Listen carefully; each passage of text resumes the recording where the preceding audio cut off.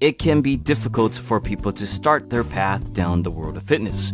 For those guys and girls interested in building muscle, what you can find on the internet is vast and very daunting, to say the least. But there are some things that are more straightforward and fundamentally important for beginners to know. Here's 5 of them that I think all beginners can benefit from once they start their way down the fitness path. Number 1, start with moderate resistance and volume. No pain, no gain, as the motto says, couldn't be any more devastating for a beginner to follow. Don't be the guy that can't walk after their very first training session. Fact is, studies do show that untrained individuals can get bigger and stronger without pushing their bodies to the limit. Certainly, maximal intensity and volume become important matters once you're more experienced, but for beginners, it incurs much more exercise-induced muscle damage. And since your body's not used to exercise, you'll be sore and weaker for longer, hurting your future exercise performance. Go moderately heavy, perhaps something you can do comfortably for 10 reps, and then slowly progress from there. Number 2, get your protein.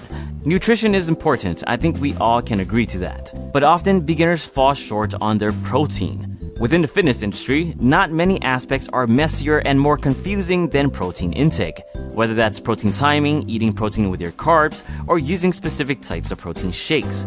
The information is overwhelming and often unsubstantiated, but none of it matters more than simply getting enough protein each day. A good starting point is consuming 1 gram of protein per pound of body weight. Or you can check out my protein intake video for other more detailed options based on your goal. Number 3, focus on compound movements first. The best way to achieve overall growth and strength is through compound movements. These are like your squats, pull-ups, bench presses, push-ups, and deadlifts, all heavily targeting multiple muscle groups unlike isolation exercises. It will take more effort to master such movements, but the payoff in terms of growth and strength is much more lucrative. If I were to train every beginner in the world, compound movements will be the first target on the list before anything else. Once you get your compounds down, then you can focus on isolation exercises targeting muscles that you want to improve. Number 4, work on your mobility. Many beginners and even a lot of experienced trainers for some reason think they can neglect stretching and warming up their muscles and joints. But without proper mobility, improper lifting technique, lack of range of motion, and injuries often follow behind. If you feel like you're not doing a certain exercise correctly no matter how much you practice, chances are that your mobility is holding you back. Implementing tools like dynamic stretches, PNF stretches, joint flows, and even foam rolling can go a long way in improving your mobility. And finally, number 5, ask for help.